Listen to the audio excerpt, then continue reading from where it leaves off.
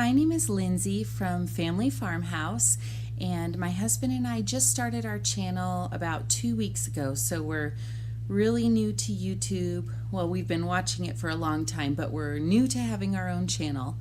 And I saw this collab and I really wanted to join in. I thought that the questions and other ladies' answers were really deep and heartfelt, and I really liked that. So I hope you guys will go over and check out our channel, and I'm just excited to join into the community you guys have here on YouTube with other homeschool moms.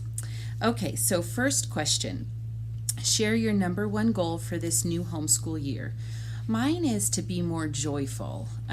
Last year we were on an incredible journey with foster care, and we had a lot of foster kids in our family, and it was a trying time, and I learned a lot, and I'm thankful for the experience, but I feel like I got distracted from being joyful, or that wasn't my focus last year. So this year I want to get back to focusing on that. I know that my joy comes from the Lord, and I see how joyful my children are all the time, and they're just such reminders to me that I can be joyful too. So number two, one of my favorite parts of homeschooling is how I picture homeschool going in my head. Everybody learning together, sweet, snuggly moments, and beautiful memories being made. My least favorite part of homeschool is how that reality doesn't really match up with what's in my head. Teaching kids is so hard, especially teaching younger kids reading, which is the stage I'm in right now. It's frustrating for me and for them. And there's tons of interruptions that make me want to pull my hair out. So that's probably my least favorite thing about homeschooling, is how it really doesn't always match up to what this idyllic picture I have in my head is. Okay, number three, will you be using any outside academic resources in your homeschool this year, such as tutoring programs, online courses, co-ops, etc.? My husband is a huge help. He always teaches Bible and usually does handwriting and just other subjects. Whatever I don't get to that day, he'll pitch in and help out. And we're also going to be going to a co-op every week. Number four, what is your biggest homeschool pet peeve? I didn't feel like I used to have a pet peeve until we started foster care.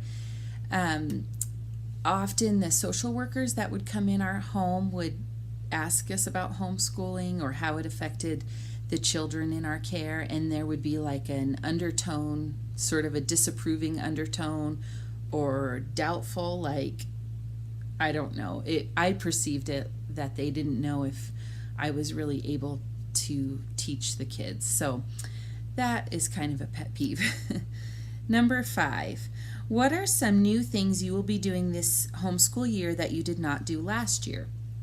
Well, we're going back to co-op. We didn't do co-op last spring. We took a break, so we're excited to go back to that. We're also switching to all about reading and all about spelling, and we've already done 3 weeks of homeschool, and those have been so great. They are exactly what my kids needed, and myself. And then another change is I used to try so hard to get all of our household chores done during the week, so we could just play on the weekends or do special projects, and it just got to be too much this year since I'm teaching 4 kids this year instead of 3 that I did last year. So my husband said, let's just get rid of your to-do list, and we're going to do it on Saturdays as a family, and that has been also a really nice change, to not worry so much about the house during the week. Okay, number 6. Reflecting on the last homeschooling year, name something new you've learned about yourself. I would say what I've learned is that God can really equip me for whatever He calls me to. I saw that last year because at the end of last year, we had 8 kids under the age of 8. And I was teaching the oldest 3 and just managing the other 5 younger ones. And I never in a million years would have thought that I could do that, but by his strength and his grace, we made it. And it wasn't always pretty, but we made it, and school got done. And so I know that whatever he has in store for me next, or for us as a family, I know that we can do it because I know that he will equip us because he showed us that. Okay, number 8. If you were to look at yourself in the mirror at this precise moment, what truth would you tell yourself? I skipped number 7. What were some misbeliefs you had told yourself in regards to homeschooling? Okay. So I think a misbelief for me was early on, I thought that homeschooling would be best for the kids, but that if I was honest, I kind of dreaded the thought of staying home all day, every day or most days, and of being with my kids all the time. And since then, God has changed my heart to love being at home and to love being with my kids. So he has just changed that, and that was a misbelief that I just didn't know what he had in store. Okay, back to number 8. What would I tell myself? I would tell myself, and I am trying to remind myself, to slow down. I just want to stop getting everything done each day, all the extra stuff that doesn't really matter, because when I'm thinking of all that stuff, I just rush through my lessons with the kids, and I'm hurrying and I'm tense, and I'm just not taking the time to laugh when something's funny or explain something. Oops, sorry about that. The iPad stopped recording, so I'm switching to my phone. Okay, so number 9 is, have you scheduled in me time?